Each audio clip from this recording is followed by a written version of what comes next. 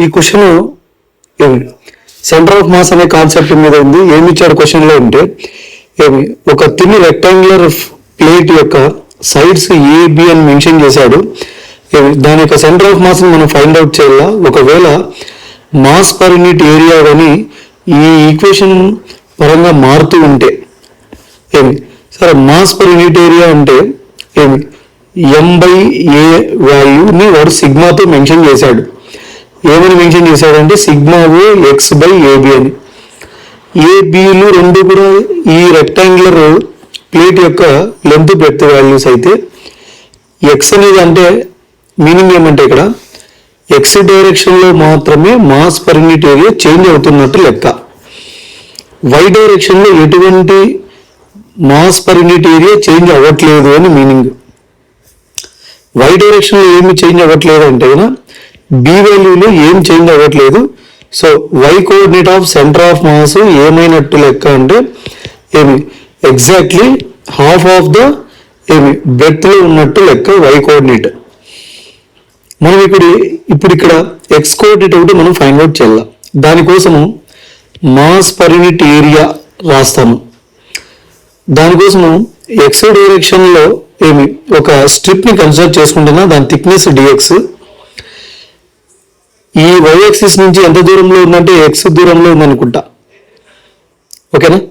Then in x direction mass per unit area is dm/dA which is equal to sigma. దాన్ని ఎలా రాశారు అంటే సరే మరి సబ్స్టిట్యూట్ చేసుకున్నాము. సరే dm is equal to sigma into dA. Sigma into dA means ఈ స్ట్రిప్ యొక్క ఏరియా రాయాలి నేను. థిక్నెస్ ఏమో డిఎక్స్. ఓకే. థిక్నెస్ ఏమో డిఎక్స్ అంటే ఈ డిస్టెన్స్ మాత్రమే, ఈ డిస్టెన్స్. అండ్ బ్రెడ్త్ వచ్చి బి. కాబట్టి ఏం రాయాలా బి డిఎక్స్ అని రాయాలా నేను ఏరియా ఆఫ్ ద స్ట్రిప్ ని. ఓకే. సెంటర్ ఆఫ్ మాస్ ఇలాంటి కంటిన్యూస్ బాడీకి ఏం రాయాలంటే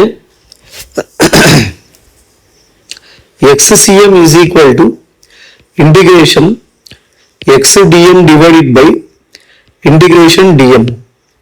కంటిన్యూస్ బాడీకి centre of mass find out చేయడానికి ఈ ఫార్ములా. అది కూడా ఎక్కడి నుంచి ఎక్కడి వరకు ఆరిజిన్ నుండి ఏ అనే డిస్టెన్స్ దూరం వరకు ఎక్స్ డైరెక్షన్ లో మాత్రమే చేంజ్ అవుతుంది కాబట్టి ఈ value.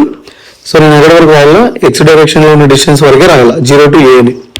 So limits from 0 to a, from 0 to a. Okay. సరే dm is equal to sigma అంటే sigma O x/AB into B dx. ఇక్కడ బీబీ క్యాన్సిల్ అయిపోతే డిఎం వాల్యూ ఏమవుతుందంటే sigma O x divided by small a into dx అవుతుంది అన్నమాట. Dm వాల్యూని ఇక్కడ substitute చేస్తే ఎక్స్సిఎం వస్తుంది. So xcm is equal to integration from 0 to a x into DM అంటే ఈ వాల్యూ ఏమని రాయాలా sigma O x divided by a into dx divided by integration from 0 to a again dm అంటే sigma O x divided by a dx. ఇక్కడ sigma O and ఈ length ఏం మారదు కాబట్టి వీళ్ళని ఇంటిగ్రేషన్ బయట రాసేస్తే xcm is equal to sigma oh by a integration from 0 to a x into x x square అవుతుంది కాబట్టి x square dx divided by denominator కూడా అంతే sigma oh by a common తీసేస్తున్నాను. ఇంటిగ్రేషన్ ఫ్రమ్ 0 to a ఉత్త x d x అవుతుంది అనమాట. ఇక్కడ sigma oh by a cancel అవుతాయి. ఇంటిగ్రేషన్ ఎక్స్ స్క్వేర్ డిఎక్స్ ఎంత అంటే x³ 3. Limits from 0 to a. Denominator లో ఇంటిగ్రేషన్ ఎక్స్ డిఎక్స్ ఏమవుతుంది అంటే x² 2. Limits from 0 to a. Only upper limit ఒకటి సబ్స్టిట్యూట్ చేస్తే దెన్ xcm ఏమవుతుంది అంటే a³ 3 డివైడెడ్ బై a² 2. ఇక్కడ a² కామన్ తీస్తే క్యాన్సిల్ చేస్తే ఇంకా ఒక a మాత్రమే మిగులుతుంది. అండ్ 2 పైకి వెళ్తే సరే xcm ఏమవుతుంది అంటే 2/3 a అవుతుంది అనమాట.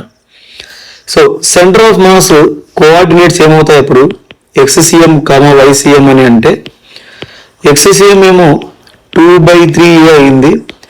ఆల్రెడీ వైసిఎం ఫైండ్ అవుట్ చేసాం, ఆ డైరెక్షన్లో మాస్ పర్ యూనిట్ ఏరియా ఏమీ చేంజ్ అవ్వట్లేదు కాబట్టి సరే వైసిఎం ఏమైంటుందంటే b/2 మాత్రమే ఉంటుంది.